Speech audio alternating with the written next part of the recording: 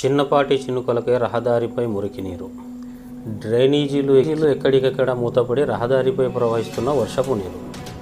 గూడూరు పట్టణంలో మంగళవారం సాయంత్రం కురిసిన చిన్నపాటి వర్షానికి మురికి కాలువలు మూతపడి వర్షపు నీటితో పాటు మురికి నీరు కూడా రహదారిపై ప్రవహిస్తూ ఉన్నాయి.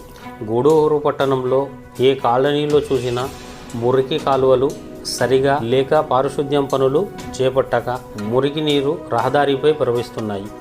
నగర పంచాయతీ అధికారులకు పదే ఫిర్యాదు చేసినప్పటికీ పట్టించుకోని అధికారులు పట్టణంలో ఎక్కడ చూసినా మురికి కాలువలు దుర్వాసన కొట్టున్నాయని, చిన్న వర్షానికి కూడా గూడూరు పట్టణ పరిస్థితి ఇలా ఉంటే ఒకవేళ భారీ వర్షాలు వస్తే గూడూరు పట్టణ ప్రజల పరిస్థితి ఏంటి అని ప్రజలు వాపోతున్నారు.